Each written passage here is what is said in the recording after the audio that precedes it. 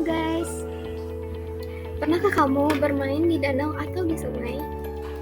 Di sana mungkin ada makhluk kecil yang tidak terlihat yang menyebabkan penyakit yang serius. Yuk kita cari tahu salah satu dari makhluk kecil itu, yaitu cacing Cytosoma japonicum.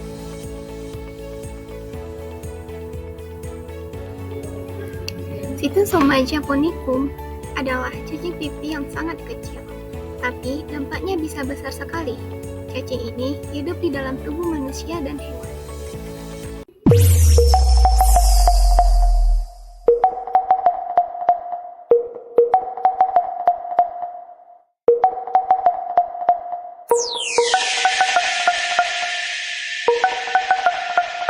Daryl is killing the music of the track, yeah.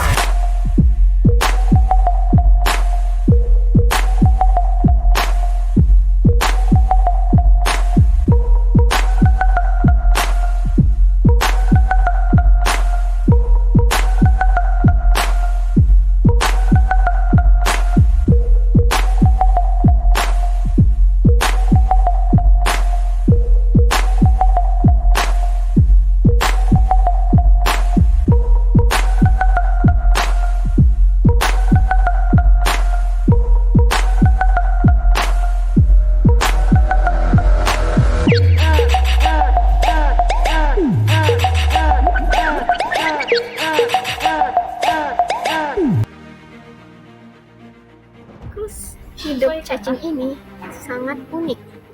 Siklus hidupnya dimulai dari telur yang dikeluarkan bersama tinja dan urin, lalu menetas menjadi larva di air. Larva ini disebut dengan mirasidium. Larva akan masuk ke dalam tubuh keong, berkembang, dan akhirnya keluar sebagai larva infektif yang siap menginfeksi manusia. Larva ini disebut dengan Cercaria. Larva infektif ini atau Cercaria akan menembus kulit kita. Dari kulit, mereka akan masuk ke dalam pembuluh darah, lalu ke hati, dan akhirnya menetap di pembuluh darah di sekitar anus. Di sanalah mereka akan tumbuh menjadi cacing dewasa, berpasangan, dan menghasilkan telur baru yang akan keluar melalui tinja kembali. Ketika kita berenang atau bermain di air yang terkontaminasi telur cacing ini, telur ini akan menyebabkan peradangan dan kerusakan pada organ-organ tubuh. Nama penyakit yang disebabkan oleh cacing ini disebut dengan schistosomiasis. Penyakit ini disebut juga dengan demam keong. Terdapat beberapa gejala dari penyakit ini. Yang pertama, gejala stasium 1 yang meliputi alergi pada kulit. Kulit akan menyebabkan gatal hingga menyebabkan ruam. Lalu, demam dan pembengkakan area infeksi. Selanjutnya, batuk yang disertai dengan darah. Gejala selanjutnya yaitu gejala toksemia. Gejala ini muncul sekitar 2-8 minggu setelah infeksi, yang meliputi demam tinggi, sakit kepala, mual dan muntah, diare disertai dengan darah. Lalu juga ada gejala stadium 2. Ini terjadi pada 6-8 bulan setelah infeksi, yang gejalanya berupa demam tinggi, penurunan berat badan, pembengkakan hepar dan limfa.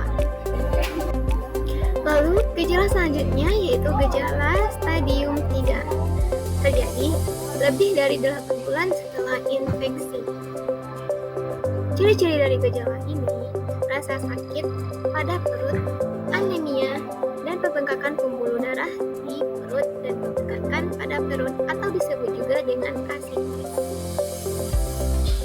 Jika tidak segera diobati, infeksi ini bisa menyebabkan kerusakan organ di dalam jangka panjang seperti sirosis hati, kanker kemih, dan bahkan kematian. Parasit Cytosoma japonicum ditemukan di Asia, terutama di Cina, Filipina, Jepang. Di Indonesia juga ditemukan di Sulawesi Tengah. Untungnya, penyakit penyakit sistosomiasis bisa dicegah. Beberapa cara yang bisa kita lakukan adalah menjaga kebersihan lingkungan, menggunakan zaman yang bersih, menghindari berenang atau bermain di air yang kotor, mengobati penderita sistosomiasis, membasmi keong perantara. Untuk mengatasi masalah sistosomiasis, dibutuhkan kerjasama dari semua pihak, pemerintah, petugas kesehatan, dan masyarakat. Permasalahan tersebut bisa diatasi dengan melakukan pemberantasan sarang keong, penyuluhan kesehatan, pengobatan massal, pembangunan sarana dan sanitasi yang layak. Sistosomiasis memang penyakit yang serius, tapi kita bisa mencegahnya dengan menjaga kebersihan lingkungan, menggunakan zaman yang bersih, dan mengikuti anjuran petugas kesehatan. Kita bisa hidup sehat dan terhindar dari penyakit ini. Mari kita bersama-sama menjaga lingkungan kita agar tetap bersih dan sehat.